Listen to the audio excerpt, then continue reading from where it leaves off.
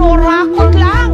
Sino ba ang mga dapat managot? Lumobo na sa mahigit 17 trilyong piso ang utang ng Pilipinas. Kaya sa mga nakikipagsabwatan upang kunin ang pondo ng bayan, mahiya naman kayo. Mahal ko Pilipinas, kamusta na ba? Eto ganun pa rin kalagayan, napapasama. Isang katipak na problema at lubog sa baha. Ang korupsyon sa ating bansa ay mas nagdadaman na. Matataas na tao ang bumubulsa ng ating pondo. Alam nilang mahirap ang madaling maloloko. Pinapabango pa ng mga bobo ng deboto. Kasi ang politika ay ginagawang negosyo. Napakadaming dumaing, napakadaming umaray, napakadaming nagtugutom, napakadaming namatay, napakadaming tiwalin, napakadaming ng panggap, napakadaming naghihirap, napakadaming ng kurang. Mahal na presyo ng mga bilihin, walang pinagbago.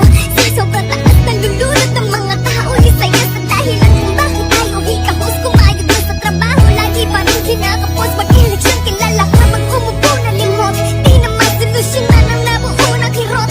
Kasi ang kapal ng bayan ay palagi simot. Tapos magbabalita ang may mamahaling chikot.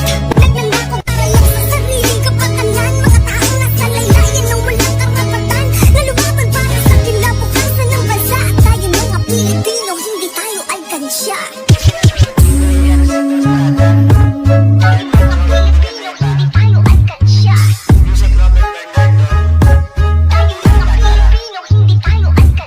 Kamusta na Pinas, mga taba ng taong bayan? Ninakawan ng gobyerno ang ating pinaghirapan. Mahirap na nga tayo, pinahirapan palalo. Mga buhay ang Senado, wag nyo kaming ginagago. Kada baryang nasasayang para sa ating kabataan. Kahit na maliit na halaga para yan sa bayan. Wag nyo angkinin, ang di para sa inyo. Maawa naman kayo, wag kayo maging abusado. Marami na rin naghihirap dahil sa korupsyon. Kahit magdoble kayod ka, kulang na kulang pa rin yun. Sa ating lupang sinilangan, dugot pawis sa puhunan. Nag-aalap na ang puso para sa pinaglalaban. Anong pa kang makabayan, pero iyong ninanakawan. Kabanyan ng taong bayan, wag nyo kami pagtaguan. Inaalay ko ang buhay ko para sa Pilipinas. Makamit ang katarungan sa mga gobyernong hudas. Kung sino pa bumubong, si Silva ang kinakasuhan. Pero yung nagnakaw ng kabandi na hinahatulan. O baka naman Pangulo, gusto mong ipakulong mga tao mong kurakot sa Senado mong gulo. Kami ay nananawagan, sana mapakinggan nyo. Huwag niyong baliwalain sigaw ng bawat Pilipino. Kung hindi dahil sa amin, wala kayo dyan sa trono.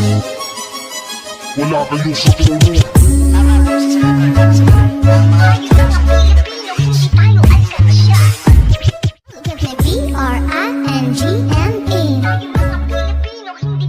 Spell it with me, B-R-I-N-G-M-E.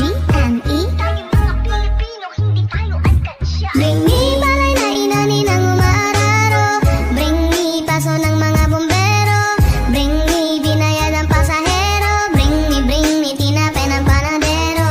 Knock knock, bakit may padlock? Tinig namin sa labas ang halak ng halakhak. Alkansya pinag-ipunan namin sinasaksak ng mga galamin ng alupi ang mga wakbak. Can you tell me why'd you have to make a promise with your filthy mouth? Puro kayo shout, vote me in the whole crowd. Kayo pa yung proud na nakabili kayo ng mga galing sa nakaw na kayamanan sa timo o piso. Pagsamasamahin nyo lahat ng baryang inipon ng mga Pilipino. Tutubo yun sa lupa, gagawinin ng palasyo. Nakabuo lang ang alupihan na nakadikwat. Salpakan nyo na ng tubo, lagyan ng mga semento. Pundasyon ay patigbayin, bakit ba yan naging kwento? Short ba ng pondo, kulang ba ang pera? O baka magnanakaw lamang ang sumobra? Ba kayo naaawa? Mahirap ang kawawa. Sinisikmura namin ang bahana na sa lupa. Ang ihi ng dagat, talingason ng basura. Kailangan bang gamitan ng dahas upang matapos ang tikada ng sugapa? Tell them mommy, tayo mga Pilipino, hindi tayo alkansya. Clean money, tell them what you really mean. Pilipino, hindi tayo alkansya. Lumabas mga buhayan nung tayo ay binaha. Nagpastenga ang ngiti, mga hindi na nahiya. Kumikita sa proyektong hindi natin nakikita. Makikita mo na lang, ang laki ng kinikita. Halos di na nga mapilang, parang sako-sako na. Samantalang Pilipinas, kabila ang sako na. Ang inabot dahil tinipid ang pera binulsa. Kung may pera sa basura, mas may pera sa baha.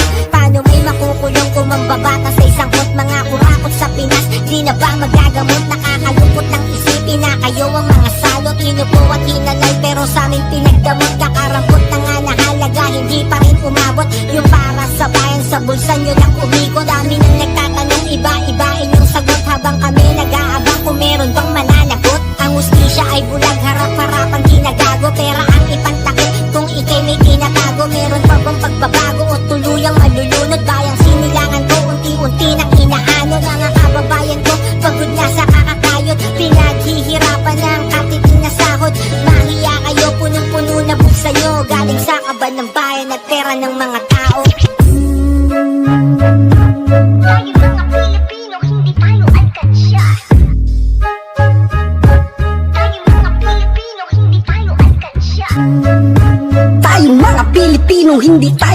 alkansya. Tayo mga Pilipino, papiso-piso ang huli, umaasa sa aming bukas. Ba't nyo inaalog, kinakatok, gustong tumabas? Hindi pa ba sapat makikintab nyo na alahas? Walang kabusugan, parang gutom na ahas. Anong akala nyo, pwede nyo na lang basagin? Kukunin ng laman, tapos pagdidikitay, naliligoy sa pawis ng tao nang nag-iipon. Pero pag kayo'y nahuli, kayo pa ang pikot, karapal. Walang delikadesa, maraming Pilipino ang walang laman ng mesa. Ang titibay ng mukha nyo, ba't nyo nasisikmura? Buhay marangya, gamit ang nakaw na pera. Akala nyo ba nakakatuwa? Perang ninakaw nyo, pinapasikat pa. Akala nyo lang, walang hangganan, na di kayo masasadlak sa bilangguan. Magsisi kayo sa ginawa nyo, dahil ngayon gising ng mga tao. Walang katumbas o kasalanan ng mga taksil at traidor ng ating bayan. Nagsasawa na kami sa inyong kasinungalingan at sa panghuhutot ninyo sa aming kayamanan. Kami ang nag-impok, wala kayong karapatan na kami paulit-ulit lang ninyo na pagnakawan. Tayong mga Pilipino, hindi tayo alkansya. Tayong mga Pilipino, hindi tayo alkansya.